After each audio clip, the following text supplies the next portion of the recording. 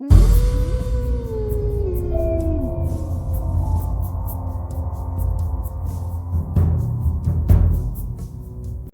is that Irma Fordham, the director of Melbourne and Dr. Martin Luther King Librarians.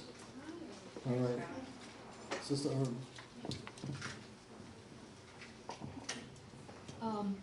Thank you for coming and to help us celebrate the library's 20th anniversary. And as he said, I'm Irma Fordham. I'm the director of the library. I'd like to share just a short story about myself and the library. About 20 years ago, I moved up here from Miami, and I got my first job at the Melbourne Library. But shortly after that, I left to work in the private sector. And before I left, I had applied for a job at this library. But I did not hear anything about that, so I went ahead and left. And several months later, Stella Edwards, who was the director of this library for a long time, called me and said, well, you got the job. And I was so happy because I wasn't enjoying the job I had. And I came back to the library, and it turned out to be my profession. So I went back to school, and I got my master's degree. And I was so happy that Stella had called me and gave me the opportunity to come back. So this library means a lot to me because of that. And of course now I'm the director of this library. And, thank you. I'd like to thank the Williams family for putting this together for us. That really helped us. And I also like to thank the staff here. They really do a good job in meeting the needs of the community. And that's about all I have. Thank you so much for coming. Thank you for having us here. Thank you for having us, Irma. And next on the itinerary is Beth Brewer, and she's a reference and lead librarian here at MLK Library. Is Beth here? Okay. In the meantime, Wayne, can we go? We can dig a little bit. Go to Wayne Savage, a good friend of ours. He's the past president of Bacosca Caribbean, and he would like to say a few words. Good afternoon. I'm a bit loud mouth. I really don't need a microphone, but everybody's using it, so I do. So I want to thank. See, cut outside right away, right? So I want to thank Gus for asking me to come over and share something with you. This is extremely important that we do this because, of course, no one here would guess that I'm from Kingston, Jamaica.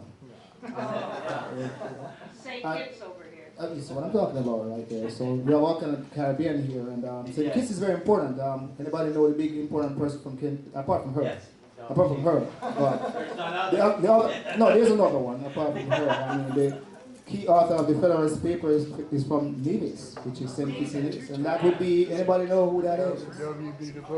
Alexander Hamilton. So the brain behind the U.S. Constitution is really a Caribbean man by the name of Hamilton, because he's behind the Federalist Papers after which the Constitution is written. Fact of history. You heard in the library.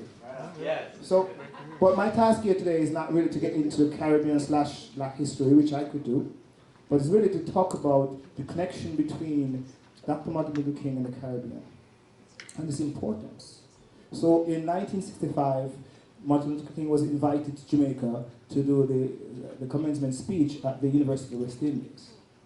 And there he actually uttered some of the most famous words that came from Martin Luther King. He says, if it falls to our luck to be street sweepers, sweep the street like Raphael painted pictures, like Michelangelo carved marbles, like Shakespeare wrote poetry, and like Beethoven composed music. Sweep the streets so well that all the host of heavens and earth would have paused and say, here lived a great street sweeper.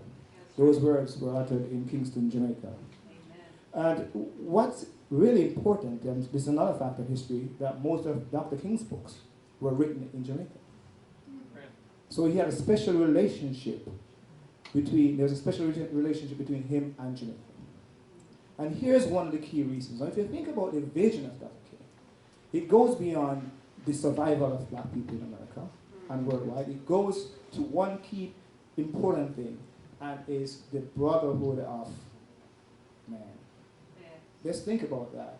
He saw beyond color, complexion, race, creed, whatever it is. What he saw is a level of unity that would allow his children and children of former slave masters to walk together. Beautiful. And what he saw was this very thing in Jamaica, and commented on it. Because what he saw in Jamaica were Europeans, Indians, people of all color and creed marching together as a single group of people called Jamaicans on the motto, out of many, one people. So the most important thing here we can see and connect here is that first, from the black experience in the US, and whatever label you may choose to call it, there's such an important connection between the Caribbean and the US. Crucial. Here it is. Fact of history. That at one point after abolition of slavery, not wrong statement, after the abolition of the Atlantic slave trade, more people were enslaved in the United States of America that were born in the Caribbean and in Africa. That's a fact of history. A fact of history is that it was the imported black folks from Barbados who saved the economy of the Carolinas. They brought the technology to plant rice. Fact of history. Share with you the fact that a man from St. Kitts wrote the key, though somebody has got most of the credit, the Federalist Paper. Fact of history that the first steward of the White House was a black man from Jamaica by the name of Samuel Francis. Fact of history. Fact of history that Chicago was founded by a black man from Haiti. Facts of history that cannot be road erased or anything.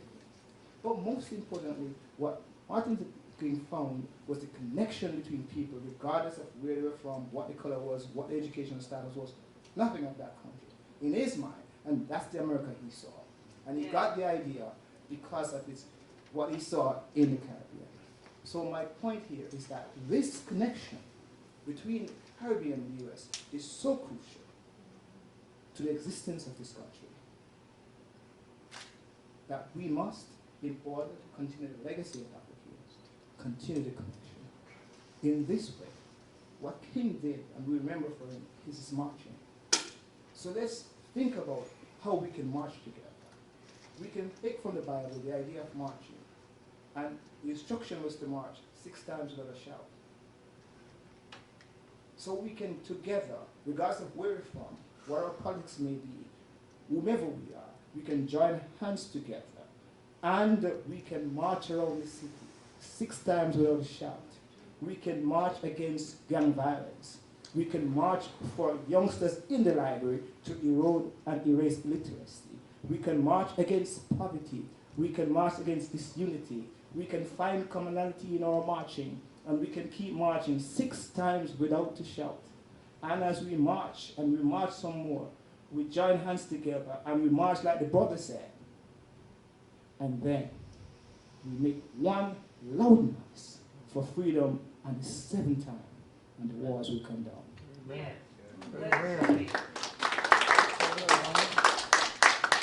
All right, thank you, Wayne. You know, God is not colorblind, and He's not colorless. He's colorful. He's colorful, and He's spirit. And again, I would like to convey a message. Do not allow the adversary to lure you in all these different conversations that are unfruitful. I don't even entertain a lot of conversation with people. You know, God is a spirit. So I was born who I am, and I love everybody. Love is an actual word. And we're here to bless one another. We're waiting for God to bless us. He blessed us. He wakes us up every single day. So he's a God of unconditional agape love. And it's up to us to convey that to one another. Okay, let me see where we were. We were with Beth Brewer. Is she here? Yes, she is. All right. Beth Brewer. She's a lead librarian and reference coordinator. Thank you. Thank you all for coming out today. Those of you that I recognize and those that have heard about us, but I haven't had the pleasure to meet you yet. I appreciate you being a part of this celebration. I've been here working at this library for about 4.5 years now, and I've had the opportunity to get to know the patrons and the people that are here on a regular basis and make some solid relationships with them. We've, myself and the staff and volunteers here, we've worked very hard over the past 4.5 years to improve on the successes that were already here, to improve not just the building, but the materials and the programs that we offer. And we look forward to hearing input from all of you on ways that we can continue to do that. I apologize, I don't like doing this, so a little bit nervous, but thank you all for coming out. If you haven't had a chance to walk around the building, if you haven't been here in years, please do so. We've all worked really hard to improve in every area. And I don't know what anybody else said before me. I had to step out and do my job, but we've had the bathrooms renovated, we've had the roof replaced, we've had parking lot lights replaced so that it was brighter outside at night. The building's been painted. We're having the inside of the building painted coming up. Hopefully the flooring after that. So we're, constantly trying to better serve this community. So thank you for coming out. Thank you. All right, thank you. Thank you, Beth. I would like to expedite this. I know we're a little behind schedule, but I would like to recognize Sister Bartel, her and her husband. They're both, Miss Bartel, that she's in the white, sitting next to the president. Her and her husband, her entire family, pillars of the community, and they activists. They've been activists for probably since they were teenagers. But I would like to recognize her. I don't see Mr. Bartel here.